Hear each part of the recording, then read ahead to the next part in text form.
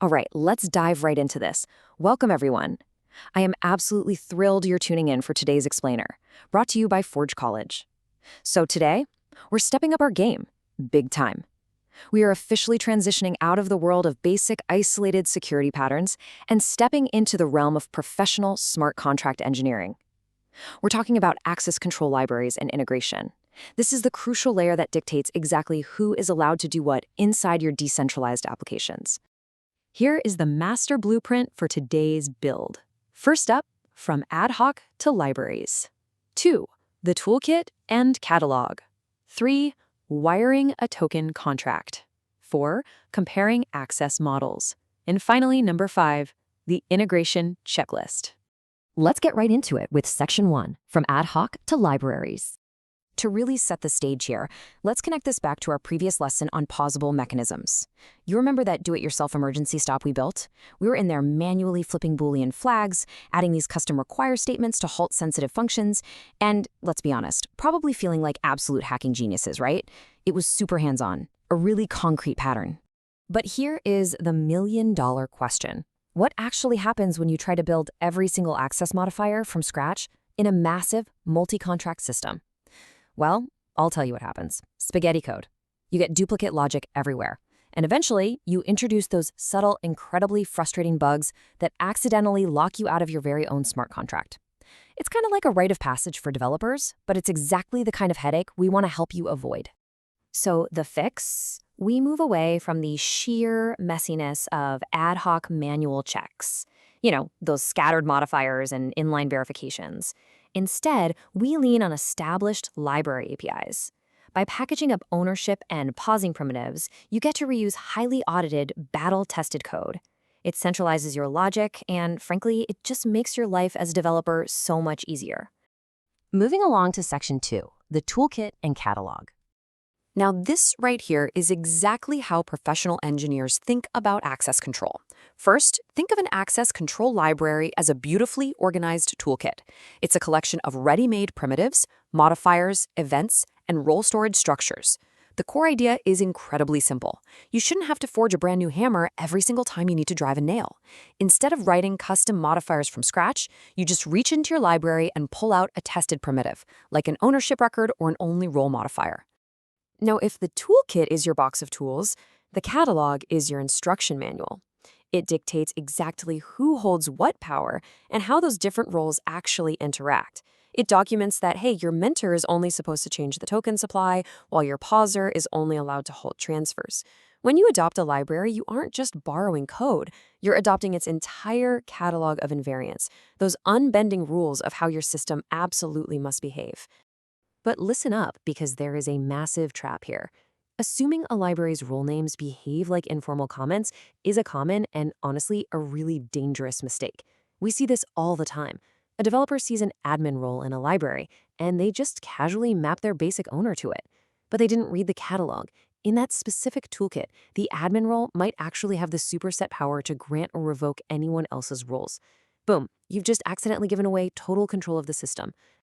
All right, let's get practical with Section 3, wiring a token contract. Let's physically wire a library right into a smart contract. Imagine we're the ones responsible for a token-like contract. We're going to need 3 clear capabilities. 1 owner for administrative actions, 1 pauser for emergency halts, and a totally separate mentor role for creating tokens. We want to separate these powers cleanly, and we want to do it without duplicating any code. So here are the 4 precise engineering steps to make that happen.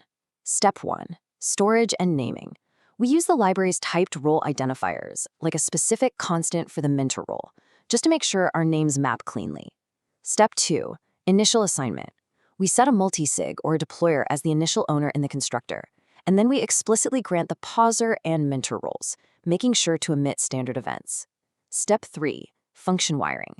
This is where we replace all those messy inline checks with centralized modifiers like only role, which drastically reduces our attack surface. And finally, step 4, transfer and renouncing. Actually, hold on a second. Wait, did you just permanently lock the contract by renouncing the pauser role? Okay, I know I'm joking, but this is an incredibly crucial reality check. You absolutely must understand your library's transfer and renounce semantics. If the library allows a role to be renounced, and someone accidentally triggers it, your contract might permanently lose the ability to pause. There's no coming back from that. You have to verify if the library uses an immediate transfer or a much safer two-step acceptance model before you hit that deploy button. Okay, let's look at the bigger picture in Section 4, comparing access models. So how do you choose the right architectural blueprint for your specific system?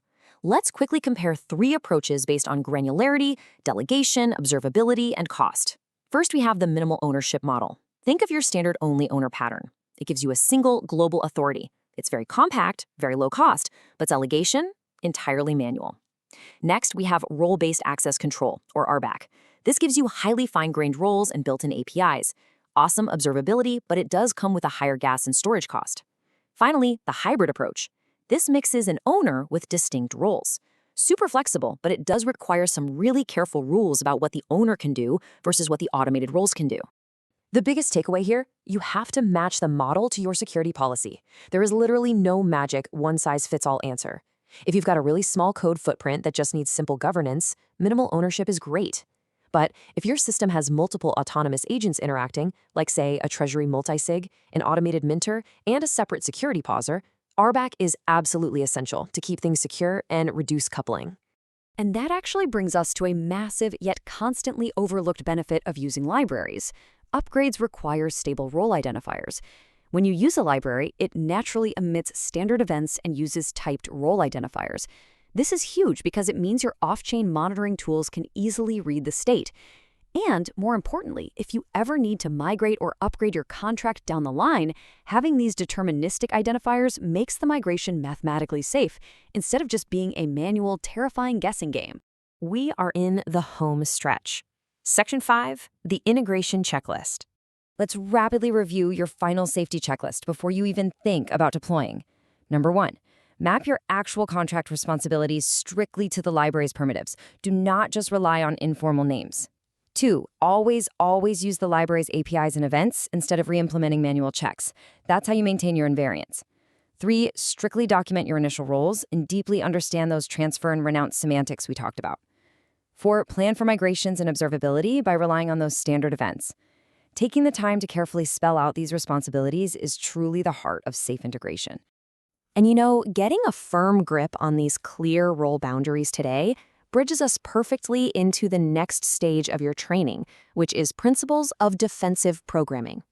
Next time, we are going to take everything we learned here about explicit invariants and fail-safe defaults and use them to harden your contracts against severe logic errors.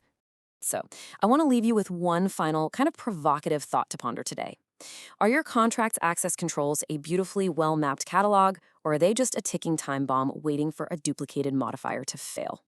Thank you so much for joining me today. As a quick reminder, this explainer was created by Forge College.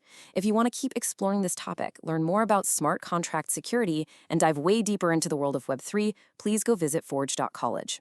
Keep building, stay secure, and I will see you in the next one.